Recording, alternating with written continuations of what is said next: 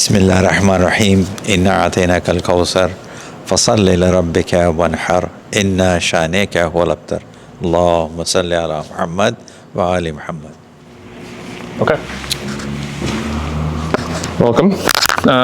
So we're going to be going over roadside maintenance today. Basically, like I said before, anything and everything you'll need to know and what to carry and how to fix if your bike breaks down on the side of the road.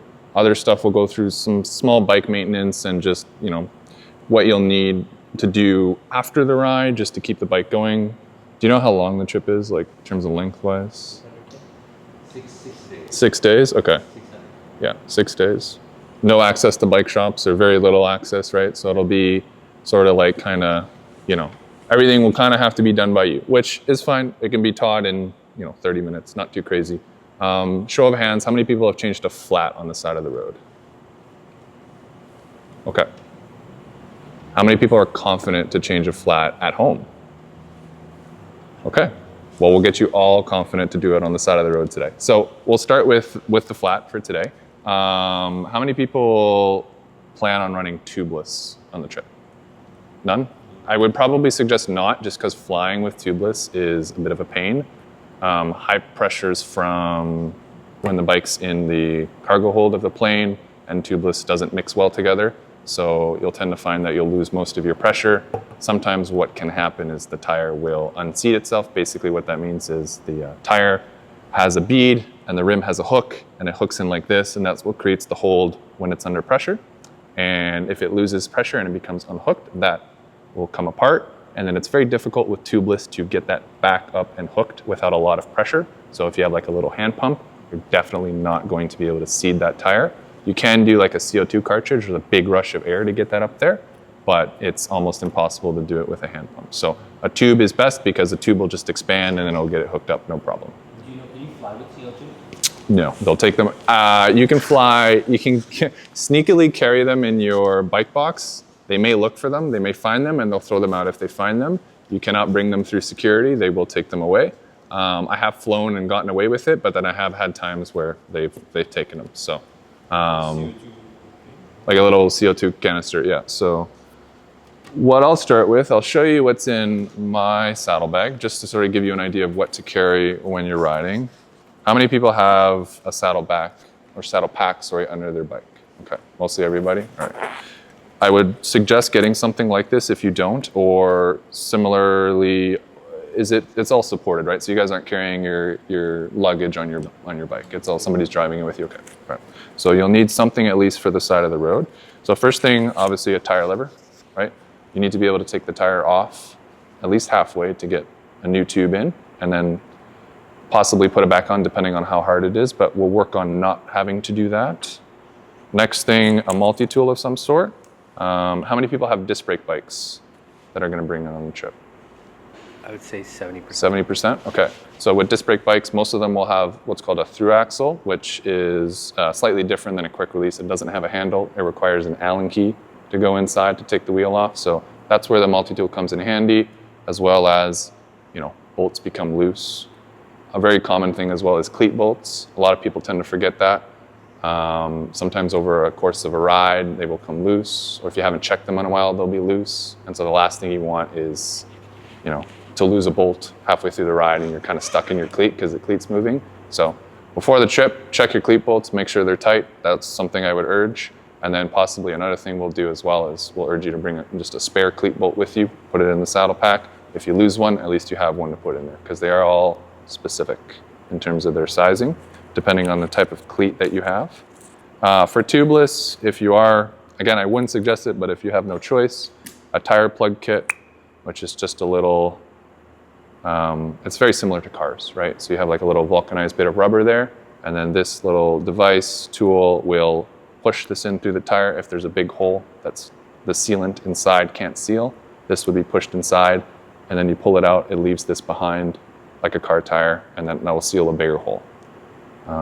Not a necessity if you're running tube, because you'll just replace the tube, but with tubeless, it's a first solution if your sealant doesn't seal the hole that happened. Next thing I carry, you can do two things. probably would suggest, because you're flying, to get a sort of a mini pump, right? Something that attaches to the frame or in your back jersey pocket. But CO2 is what I carry, just because it's convenient. It's small form factor. I'll show you all how to use it today, because it's sort of a good thing to know how to use. But again, flying with this is a hit and miss if you're going to be able to sneak it through or not. So I would suggest at least you can bring them. It might get confiscated. If not, you have the mini pump to bring if it does get confiscated. And then last thing is a spare tube, right? So at least everybody should at least bring 3 spare tubes on the trip. Keep 2 in your luggage and then 1 in the saddle pack. And then you can share amongst each other as well. So if you use up a tube and you get another flat, somebody else most likely will have a similar sized tube in their saddle pack that they can lend you. And then at the end of the day, you just give him your tube from your luggage, right? So there's a few different styles of tubes. This is something called a TPU tube, or thermoplastic. It's just a very compact tube, right? It's not the normal butyl rubber that you would see, similar to what's inside your tubes right now. So big tube, and then this is like a quarter of the size, right? A quarter of the weight as well. They're quite nice to carry in saddle packs because they're half the weight, half the size. So it's just a very convenient thing to have. The one downside to these guys is you can't patch them, and they're also like $50 for a tube. So they're pricey, and if it goes flat, it's kind of a thing. So if sort of space saving is your goal, this is the way. If space saving is not the goal and you have a big saddleback and you don't care about weight, these are nice and cheap. They're easy to get. You probably maybe will be able to find your size in a rack. I don't know, depending on what the situation with bike shops out there is. So that's convenient. For TPU tubes, there are some good AliExpress ones. There are AliExpress ones. Yeah, they're like $8 or $9. I don't know about keeping them on your primary bike, but to have them as spare tubes, I think they're fine. But if you're carrying 3, then you have to use the other side. Suppose you're big, you can fit them in the... No, but you're going to keep 1 on the bike and 2 in your luggage. Yeah. Because you're stopping at the end of the day, right? So. The other thing as well that I would suggest, sorry I forgot this, a spare chain link or quick link, right? So this is just 2 half chains links joined together. Your bike chain is attached by one already, but if something were to happen where you would break your chain, what you can do is you can use a chain tool on your multi-tool, which I would suggest looking at a multi-tool that has one. I'll pull one off the wall to show you what they look like. But it allows you to fix the chain on the side of the road, and then to join the chain back together, you would use that quick link. So at least it will shorten your chain, but at least we'll be able to get you home, right? If you break a chain, obviously the bike's not rideable. So you need the chain tool to break yeah, so the chain. what will happen when you break a chain is either it'll break at the quick link, in which case you just replace it with a brand new one, or it'll break at any of the sort of pinned areas here. And you would take that area and you would basically, with the chain tool, what a chain tool does is it pushes on these pins, so all these little circular bits here, it'll push a pin out, and so you take the broken pin, you push it out, and then that gives you 2 fresh male links.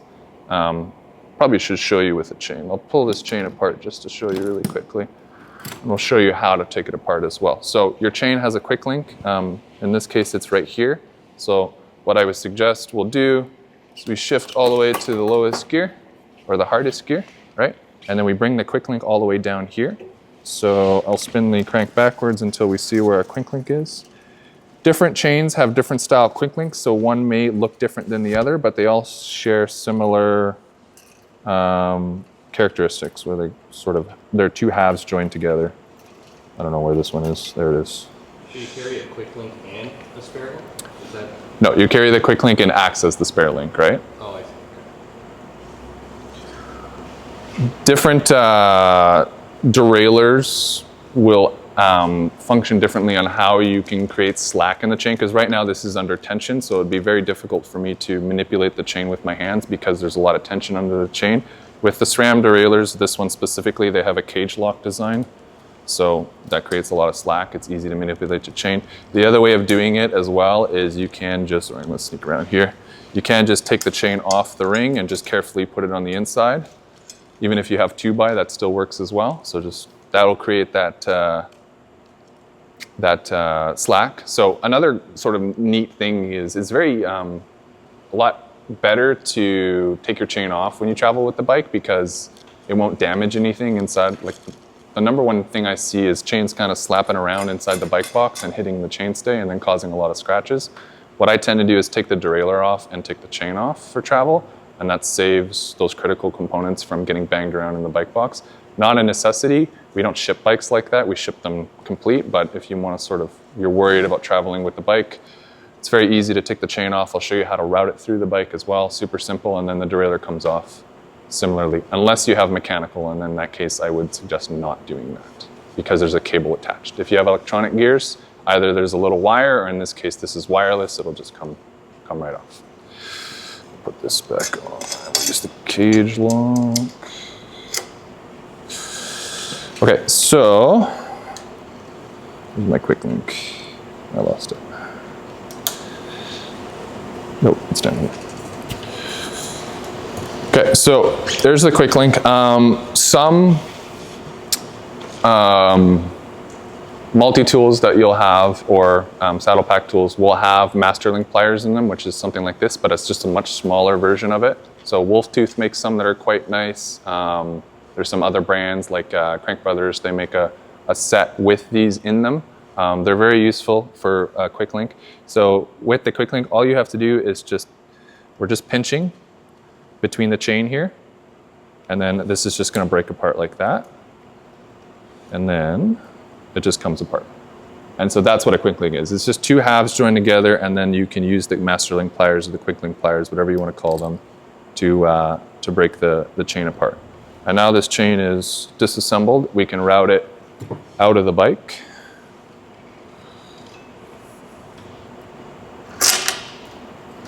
Carefully, obviously. Don't want to damage anything.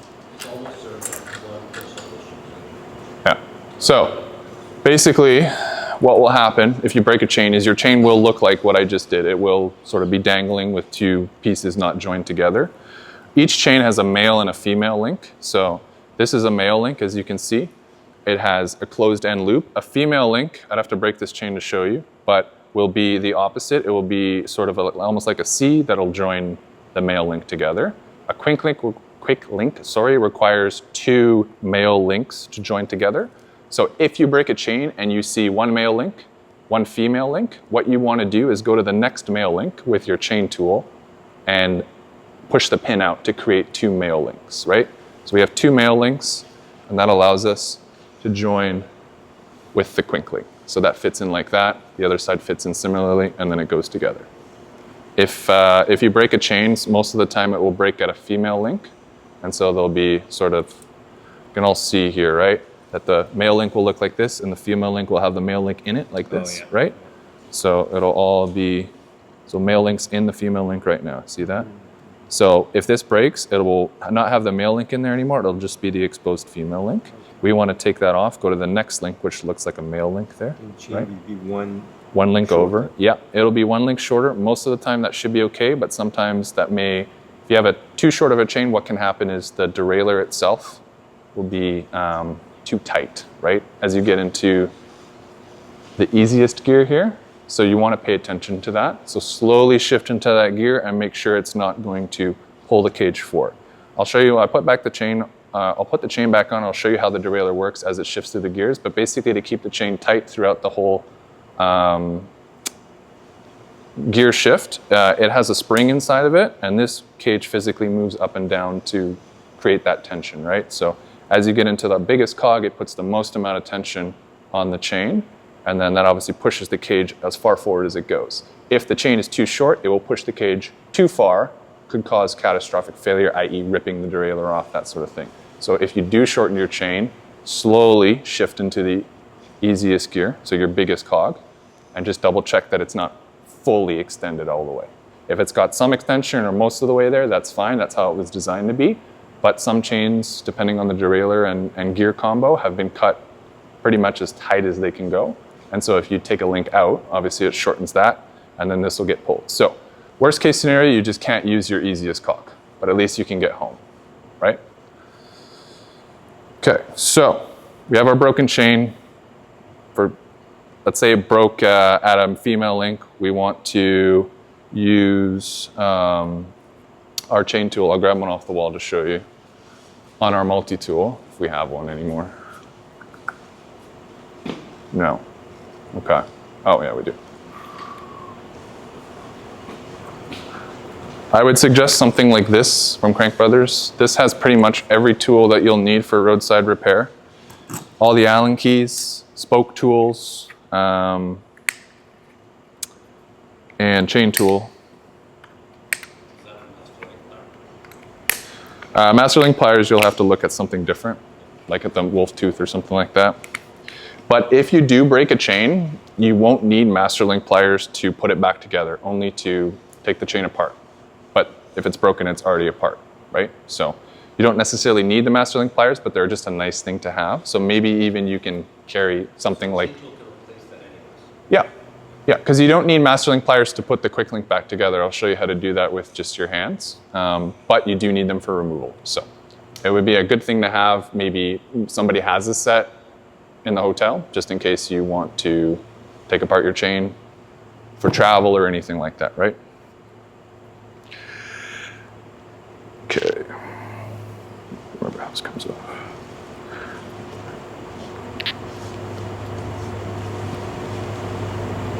Where's the other?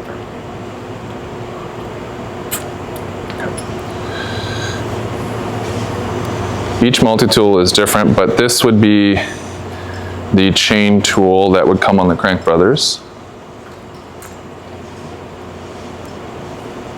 Okay, and as you can see, it all has a pin here. This is the driver pin for the chain tool. Okay, and so this, and everyone sees the slot here. There's two little pins that are raised here. That's where, similar to the quick link pliers, will fit into the chain here. We've got to loosen this a bit more so this chain can fit. But this will fit in like this. Just like that. It's kind of hard to do by hand. And then actually, it's down there, so it's a bit easier to manipulate. And then depending on the chain tool or the multi-tool, it will change how it operates. With this one, it's quite nice because you're using the tool. Some of them you'll need to, it's separate and you need like an Allen key to turn this pin in.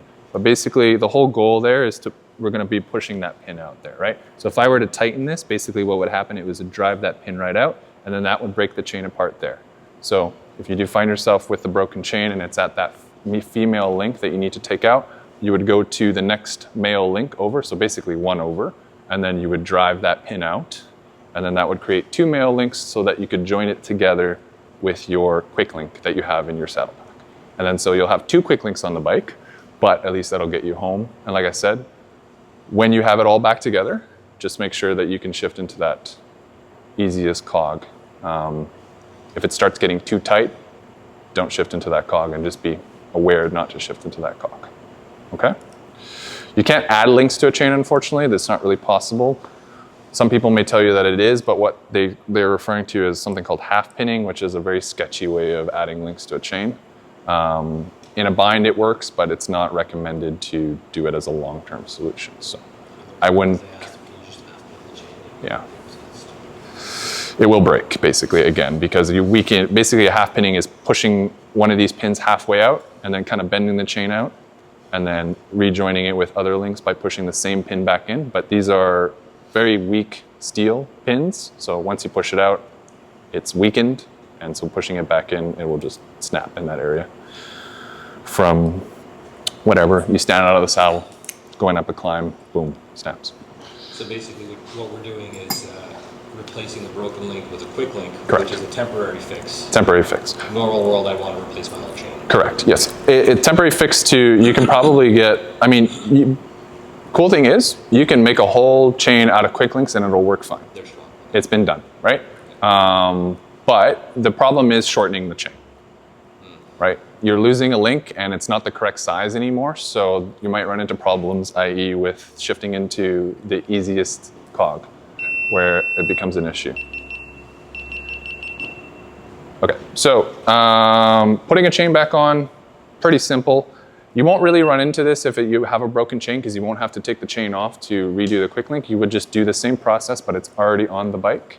But if you do want to take your chain apart, or for some reason it fell off on the side of the road, like it breaks and it kind of slides off and you have to go pick it up on the side of the road. Super easy. So let's say we have our 2 male links ready, already broken apart. Chains are sometimes directional, depending on the brand and or how many speeds you have on your rear cogs. You will know if it's directional if it has riding on one side and no riding on the other. So in this case, this chain, as you can see, it all says SRAM there, Eagle on it, right? It all has riding on it, but it also has it on the other side as well. So this chain is not directional. It can be put in either way. But some Shimano chains, some SRAM chains, they will only have riding on one side, no riding on the other side. So the side that has the riding will always face you. That's the easiest way to remember it. So when you're putting it on, you as the rider should see the riding when you're putting the chain on. If you can't see the riding and it's the other way, then it's backwards. If the chain is backwards, the shifting will be not very good. Chains, they have little chamfered edges on them. They're designed to go up into gears. That's why they're directional. Some are not. Again, it depends on the design. Okay, so you have, these things are called pulley wheels, these little wheels here that spin.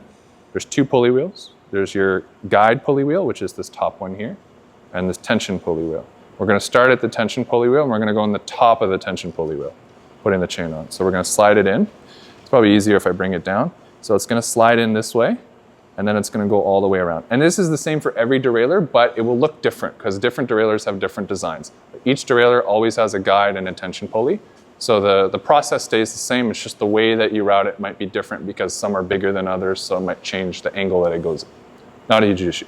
But it goes in from the top and you slide it all the way through, okay? And then the key is you're going back around through your guide pulley. So kind of this way here. So it feeds kind of like an S, right? And then it's going to go from the top this way. So just imagine starting from the back here, going in, coming back out, and then going around the top cog here, and that makes an S. Easiest way. And then we'll just pull the chain through, just like that.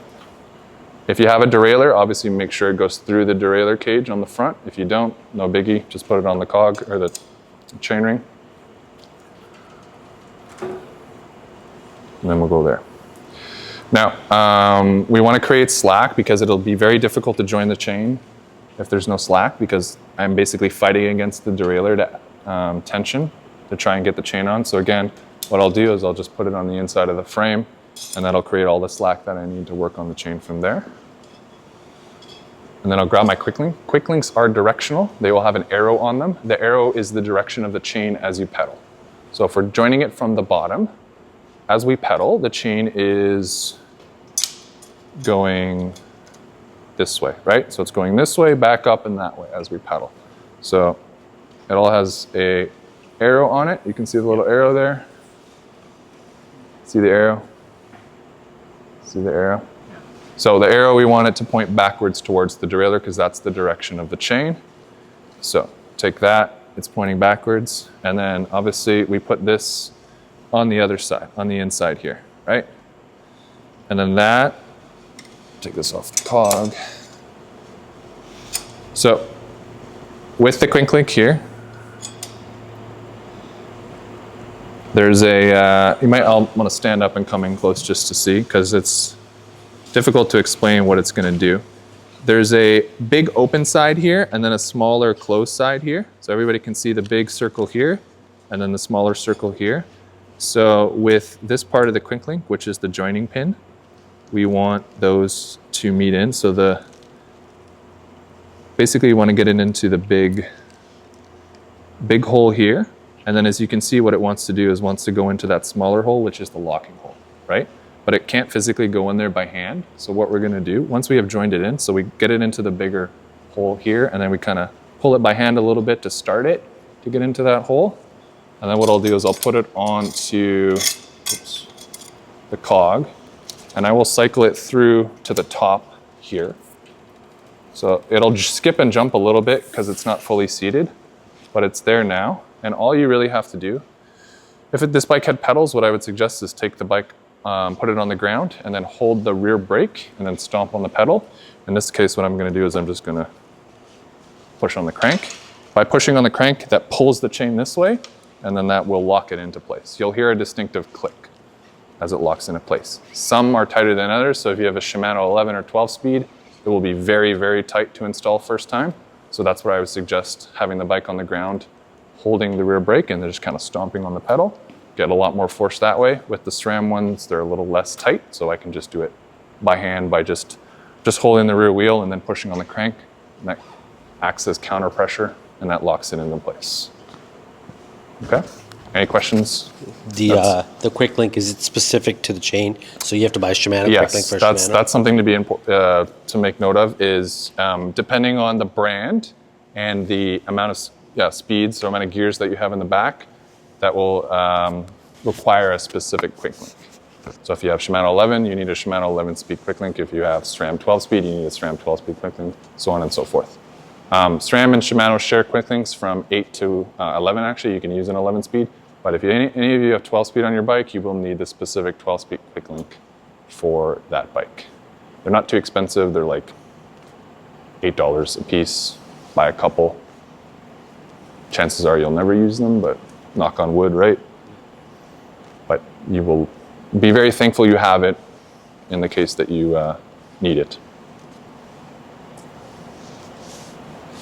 The chain once. You broke I it again. broke the chain on camera. It's not fun for sure. Did I fix it? No, Datu fixed it. So another suggestion as well, to keep in the, because obviously the chain won't be as clean as this when you're working on it, keep some nitrile gloves, rubber gloves in your saddle pack, just so your hands aren't super gunky after working on the chain, because the last thing you want to do is finish up the ride with gunky hands. It's not fun. So get some disposable gloves in there, and then makes your life a lot cleaner. Okay. Any questions on this at all? I know it's a lot of information. We're going to take about 10 minutes. We're going to pray. Okay. Sounds good. And we'll do flats next. Okay. Thank you.